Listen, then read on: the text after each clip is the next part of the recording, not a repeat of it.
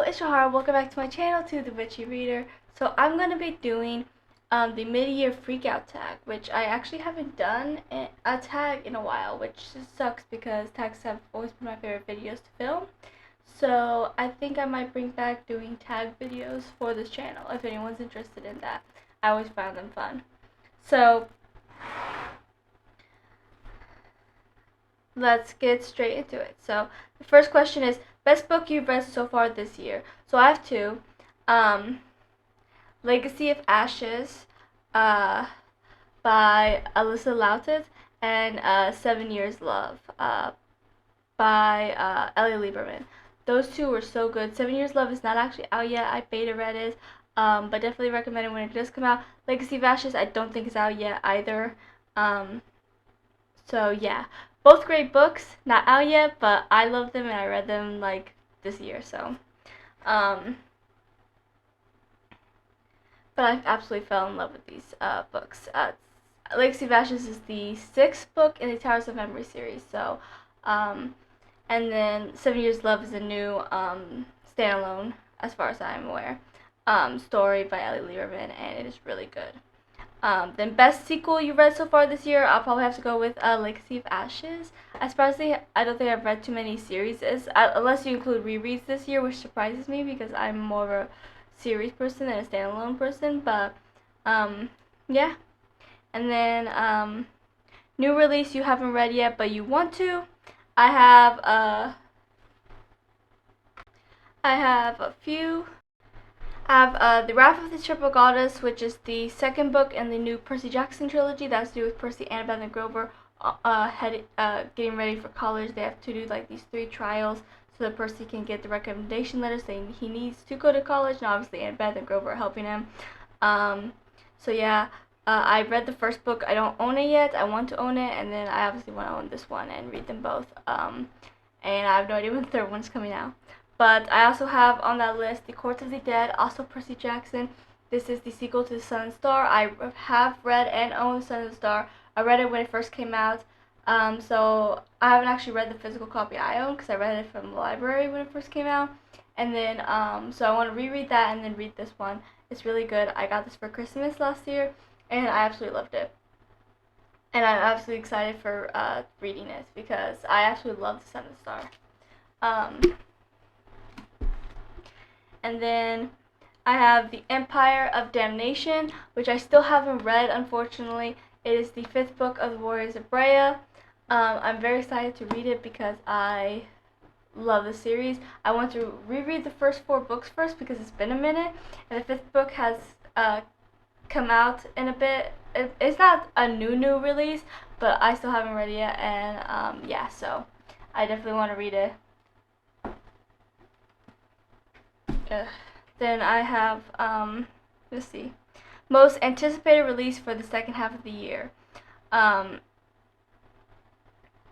7 Years Love, which I did technically read, but I do want to buy it, so I am adding that on the list. But I have Remission, which is book 3 of the Ritual of the Core trilogy. I own the first 2 books.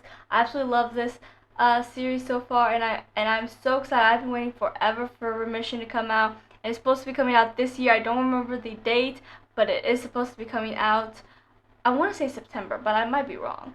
But yeah, I'm very excited for it because I've been waiting what feels like forever for it. Then number 5 is Biggest Disappointment. I don't typically read books that end up disappointing me, thankfully. I'm pretty good about knowing what interests me, and I'm pretty good about staying away from books that I don't think I will like, or just not for me. Not that they're necessarily bad, just that they're not my cup of tea. So, but there was one. I read some Monster High comics. I'm not the biggest comic person, but every so often if there's comics that has to do with an existing source that I really like I like Avatar: Last Airbender and Legend of Korra. So I read the comics for those just to see more of the story and what happened after the show because I am fans. So I did the same with Monster High. I read several comics a couple months back because I absolutely love Monster High and I wanted to get as much more I can from the story. There's still a couple of Monster High comics I need to read, but I read, but most of those I really actually did enjoy. I liked the story. I thought they were interesting. The only one I wasn't the biggest fan of what had to do with Frankenstein and Johnny Spirit. because in the movies, the original movies, um, Johnny had a thing with operetta, and I liked them together. Like you see them together in the webisodes when they meet, and they do not like each other, and then they have this musical battle, and then it turns out kind of good. And then you see them in the movie Haunted, where they're dating, and they're like a very side thing because they're not the main point. They have like a very small role in the movie, but when you do see them together, they're just like so cute, and I actually really did like them, and I wish we got more of them. But instead of giving us more of them, even just a comic of them, honestly, they gave us a thing with Frankie and because Frankie, if we're talking about the original movies, not the new generation, because Frankie on there is a completely different character. I actually prefer Frankie in the new generation, but they prefer girls. They are dating Cleo in the new one. But if we're talking about the original, which these comics are based off of G1, not G3, Frankie ended the franchise in Freaky Fusion by dating Nathan Roth, who's a hybrid of a zombie and a unicorn. Even though I wasn't the biggest fan of G1 Frankie, I did kind of think they were perfect for each other for a lot of different reasons. And I know Frankie has had a lot of love interests, a lot, but I didn't think we needed to add Johnny to the mix when there's Nathan right there, which I think out of all the love interests, Nathan was best. But that's just me, so I was a little bit disappointed for that. Sixth biggest surprise. So I'm not the biggest poetry fan, but I have read some poetry books because I got interested in them because of a few indie authors I know that write poetry, so I decided to give them a try. And these poetry books are actually really good. So my biggest surprise this year is probably Of the Past by Sophie Bounds. It was really good. Definitely recommend that. Favorite new author, I have to say Michelle Franklin. I started reading her books this year. I read, which ones did I read? I read the Orc series, which was really good. It's like the Orc Crusade Valentine's Day. There's Valentine's Day, Thanksgiving, Christmas, and Easter. And then I read a couple of her other books, and I have more of her books on my TBR. I know I want to read Shadow Beast. I know that's on my TBR. But yeah, so I've really been enjoying her books. She has a lot of novellas. They're a lot of fun, and definitely check them out. Number 8 is Newest Fictional Crush. This one was a little bit hard, but I decided to go with Esme from 7 Years Love by Ellie Lieberman because I just absolutely loved her character. I thought she was fascinating. She was level-headed, and she was fierce, but also had a really kind heart. You don't want to mess with her because she can be terrified. She's the only one that gets scared the captain, which is her girlfriend, and I absolutely love that. I love how Cordelia always calls her my fiercest tempest, but I just thought that she was awesome. Number 9, newest favorite character. So, I have a few. I have Robin and Arts from A Dance of Bone and Blade. I loved not just them as a ship, but I loved their character arcs individually. Because even though it's definitely a romance between them, you also get plenty of their characters individually, understanding who they are and what their hopes and dreams and fears are. And they definitely have arcs that are separate from their ship as well. And I absolutely loved both characters. They were amazing. I also have to say Seraphina and Featheris from Towers of Memories. I absolutely love both their characters, their friendship, but also the characters individually. They are probably my 2 favorite characters in the series, and I absolutely love them. Then number 10 is a book that made you cry. I would say it made me cry, but it definitely made me really emotional, and that was 7 Years Love by Ellie Lieberman. Oh my gosh, I got so emotional during that. It was definitely had like a tragic love story sort of vibe for most of it. It actually ended in a happy ending, which I didn't think it would, but it was really sweet and really sad at times, and it was just really good. Definitely recommend that when it gets published.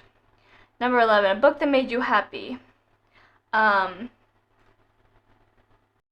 A Dance of Bone and Blade was just so good. I absolutely loved how I absolutely love the ship and the characters and the friendships and the relationships and everything, and it was just so beautiful. And I know there was times I was squealing and kicking my feet with Robin and Art. I also have another one of the Monster High comics that I actually really enjoyed. It had to do with Spelldawn and Valentine. a couple that I knew was a thing, but I haven't actually been able to experience it because I haven't read the comics. Um, but there's also a new comic series about them. It's like 5 books in the series, and I really want to read that. It's a little hard to find at the moment. I was able to find these on Kindle Unlimited. That one's not. But this one was really cute. I explained on my wrap up for last month, my June wrap up, that I did have one grievance with it, and that was just that I wish we got to see a redemption arc with Valentine, just because where I left off with Valentine, he was unremorseful for everything he did to Draculaura and all those other girls that he hurt and betrayed and destroyed. Um, in the movie Where Do Girls Fall in Love. But this one, it starts off before his arc with Spellbound, with him trying to get to Draculaura so that he can apologize to her for everything he did to her and try to be friends with her, which is great. He was never a character I thought could be redeemed, if we're gonna be honest. But because I really enjoyed him and Spellbound, I was like, you know what? I could get behind his redemption arc. The only problem is I didn't see a redemption arc. So I'm like, how did we get from point A to point B? Because that feels like there's a lot of in between that I was left out on. Anyways, moving on. If there is this something that shows his redemption arc, please let me know, because I would love to find it so that I can see his redemption arc. Other than that, I did really like the ship. I thought it was really cute. I definitely thought the two of them were adorable, so it definitely made me happy. Number 12, most beautiful book you bought or received this year. So I actually bought / received several books this year. I have a whole book haul coming out on my channel soon. And a lot of these obviously have beautiful covers. So I have a whole pile of books right here. Ugh. Okay. So I have the B series. I have books falling everywhere. Okay. Oof. Okay. That's better. Okay. I have the B series, so there's B. Then, see. I really like the cover. And then An Impossible Dream, which is book 2. Oh. Okay, I felt like there was a little bit of a glare, so hopefully you can see it. And Where the Heart Is, which is book 3. And I can't wait to see the book cover for book 4 because they're always so amazing. I bought the first 2 books. No, I received the first 2 books by Ellie Lieberman, and then I bought the 3rd. But yeah, so definitely think these covers are so beautiful. I also have so many piles of books right here, and it's at the bottom of the pile. Of course it is.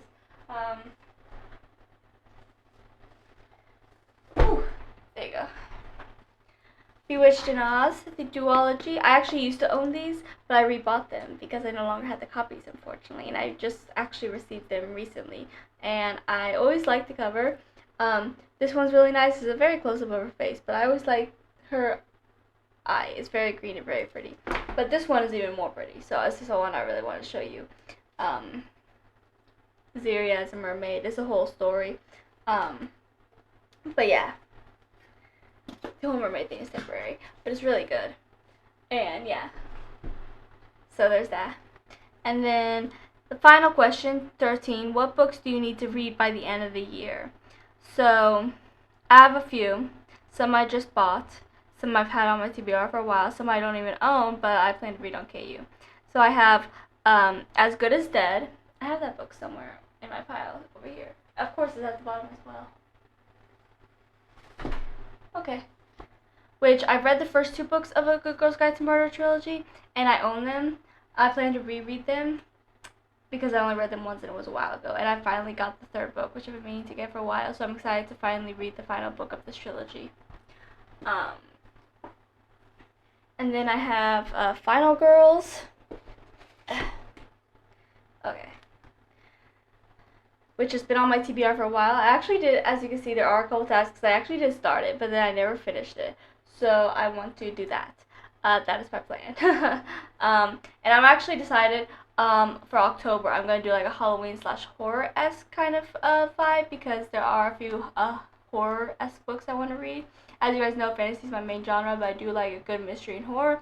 So I figured October, maybe I'll throw in some mystery, but I definitely want it to be kind of a horror-esque themed October month for me. And maybe I'll get to read that then, because it's about a bunch of 5 different final girls who have survived, the horror kind of movies you see, and now somebody's trying to kill these final girls. So, interesting. And then I have several books by Barbara Lieberman on my list that I definitely want to finish by the end of the year. Then I have A Shadow Beast by Michelle Franklin I want to finish by the end of the year, and Liland by Madison Rupp, which has been on my TBR since last year, I think, when I first heard about it. So I would like to read that. But yeah. The books by Barbara Lieberman that I want to read are The Unchained Spirit, Love in the Middle, Message on the Wind, and The Treasure of Ravenswood, I think it says. But yeah, those are the books I want to read by her. So yeah, definitely check out all these books. I'm excited for some of them too. So definitely check them out. Thank you for watching. Please like and subscribe. And we'll chat below in the comments. Tell me, what books have you read this year? What are your favorites? What are your disappointments? I love to know. And I will chat with you guys next time.